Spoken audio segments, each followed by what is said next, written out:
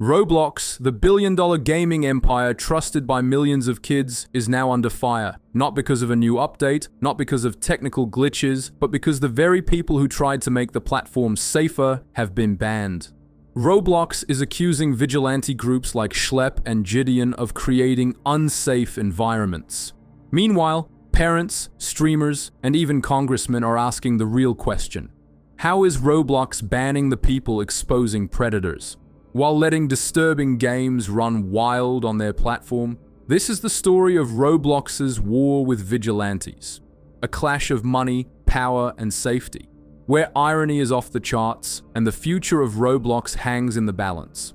It all began like this. Players noticed Roblox wasn't catching everything. Sure, they had moderation, filters, and reporting tools, but dangerous games and shady players slipped through the cracks. That's when creators like Schlep stepped up. They weren't just making content, they were conducting investigations. They pretended to be underage, tracked conversations, saved chat logs, and built evidence to hand directly to law enforcement. This wasn't just YouTube content farming. Their work led to real arrests. At least 4 suspects tied directly to evidence passed along by these groups. For parents worried about predators, they weren't villains, they were heroes. But to Roblox, these vigilantes were crossing a line. Roblox's official response stunned the community. In a statement, they claimed vigilante groups were unacceptable and creating unsafe environments. They argued that impersonating children and engaging in decoy conversations blurred the line between protection and danger. To many, this sounded like corporate PR spin. The same company that let Bathroom Simulator and Rule 36 Hangouts exist for years suddenly decided Schlep was the problem. Instead of working with these groups, Roblox banned them. The fallout was immediate. Players called Roblox hypocritical. Parents were outraged, and Schlep himself wasn't holding back.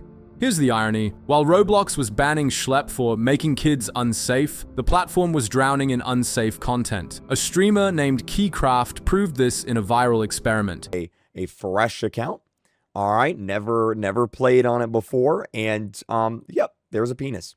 So 10 seconds. That's all it took. And it wasn't an isolated case. Parents who checked out Roblox after their kids begged to play reported the same thing. Shady avatars, suggestive rooms, games designed around locker rooms, showers, and roleplay that crossed every line. Roblox moved quickly to delete tribute games honoring Schlep, faster than they ever banned actual predators. That decision didn't just look bad, it looked damning. Schlep wasn't backing down. He compared his methods to the FBI, the police, and task forces who routinely use decoys to catch predators. If law enforcement could do it, why couldn't he? He also revealed something Roblox didn't want to admit. For almost a year, his group had been asking Roblox for an internal contact. Someone to quietly hand over evidence away from the cameras. Roblox ignored him, ignored hard drives full of proof, ignored felony accusations, until Schlep and his team went public. Then, and only then, Roblox responded by banning him. So who's really making Roblox unsafe? The vigilantes or the billion-dollar company pretending to care about safety?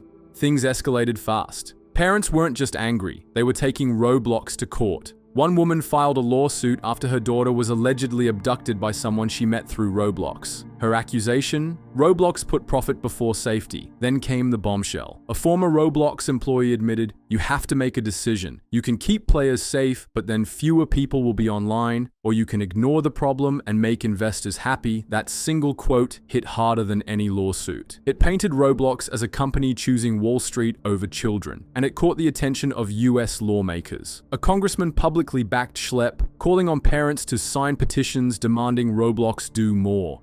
"Roblox isn't doing enough to protect our kids," he said. "It's time for accountability." Suddenly, this wasn't just a community fight, it was national news.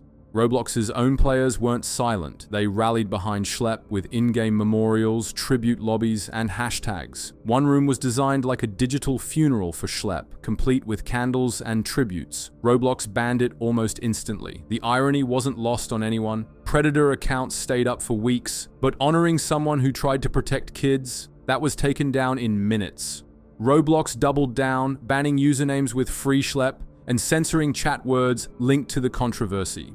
The crackdown looked less like moderation and more like a cover-up, and the community wasn't having it.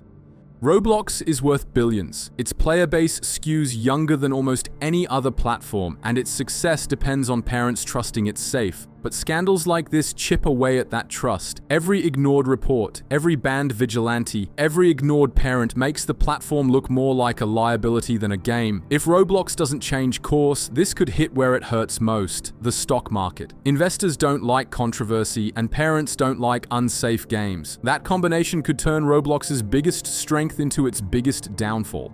So here's the big question. Were Schlep and Jidion reckless vigilantes who went too far? Or were they the whistleblowers Roblox didn't want the world to hear? The answer depends on who you ask. But one thing is clear, Roblox's war with vigilantes isn't about safety, it's about control. And as lawsuits mount, parents speak out, and Congress starts asking questions. This battle is far from over. What do you think? Was Roblox right to ban vigilantes, or is this just proof they care more about money than safety? Drop your thoughts below and let's talk about it.